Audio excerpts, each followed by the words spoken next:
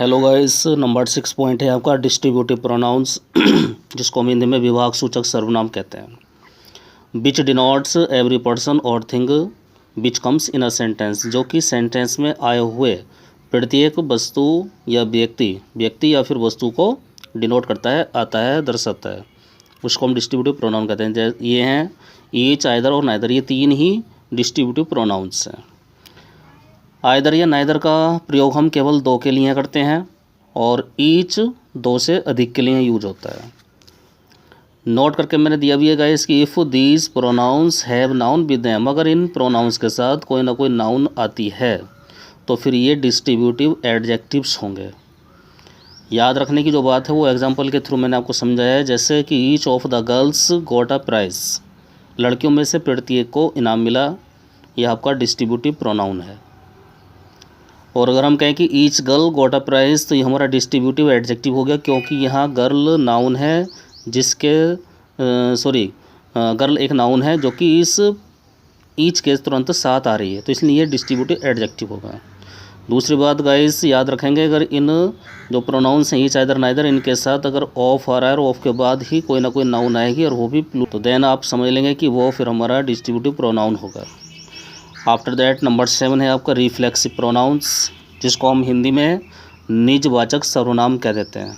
क्या है? Which refer back to the subject, जो कि वापस फिर सब्जेक्ट के लिए ही रेफ़र करता है, उसको इंगित करता है। या फिर which tells that work affects the object, जो कि यह बतलाता है कि काम का जो प्रभाव पड़ा है वो ऑब्जेक्ट के ऊपर ही पड़ता है। It is form by adding self और सेल्फ्स, सिंगुलर में सेल्फ और प्लूरल में सेल्फ्स लगा करके इसको बनाया जाता है।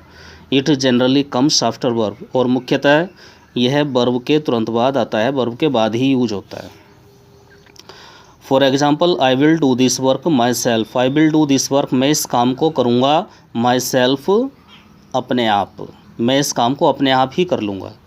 याद रखें, मैंने यहाँ हिंदी में लिखा भी है कि इसका हिंदी अर्थ जो निकलता है वो अपने आप के सेंस में निकलता है। For next example, you worked your self या योर सेल्फ्स, याद रखेंगे जब सिंगुलर की बात हो रही हो, क्योंकि आप अकेले भी हो सकते हैं तो योर सेल्फ, आप कई सारे भी हो सकते हैं, प्लूरल हो सकते हैं तो योर सेल्फ्स। आपने वर्कड किया यह काम, योर सेल्फ खुद ही या अपने आप, आपने अपने आप ही काम किया। सी कवर्ड हर सेल्फ, उसने अपने आप को ढक लिया, विद अ ब्लैंकेट, एक कंबल से, उसने अपने आप को कंबल से ढक लिया, तो अपने आप को, अपने आप का सेंस आ रहा है। Next, the cat seated itself, बिल्ली ने अपने आप को बिठाया, ऑन द टेबल, मेज पर, बिल्ली ने अपने आप को मेज पर बिठाया था, बिल्ली मेज के ऊपर बैठी। नेक्स्ट है एम्फेटिक प्रोनाउंस, जिसको हिंदी में दृढ़तावाचक सर्वनाम कहते हैं। ये भी रिफ्लेक्सिव प्रोनाउन की तरह ही बनते हैं, तो there is no difference between reflexive pronoun and emphatic pronoun. अगर हम फॉर्म की बात करें तो कोई डिफरेंस नहीं, बट यूज़ अलग अलग है।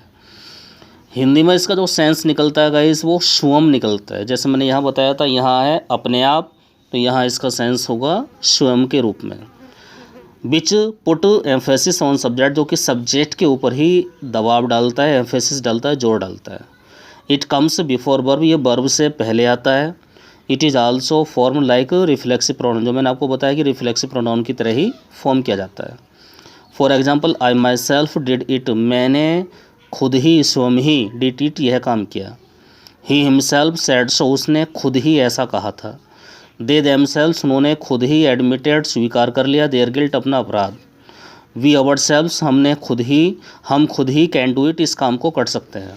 तो खुद ही या स्वयं के सेंस में एम्फेटिक प्रोनाउन, जो कि सब्जेक्ट के ऊपर ही प्रभाव डालता है, जोड़ देता है। नेक्स्ट नंबर 9 है आपका रेसिप्रोकल प्रोनाउन, जिसको हम हिंदी में परस्पर वाचक सर्वनाम कह देते हैं।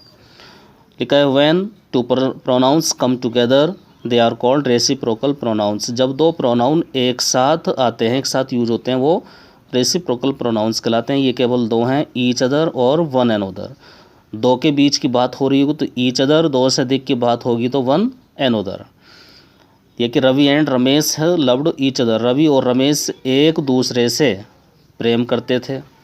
The boys helped one another, boys लड़कों ने हेल्प्ड, मदद की, वन एनोदर, एक दूसरे की, लड़कों की संख्या नहीं पता कितने हैं तो उन्होंने एक दूसरे की सहायता की। हिंदी सेंस एक दूसरे लेगा।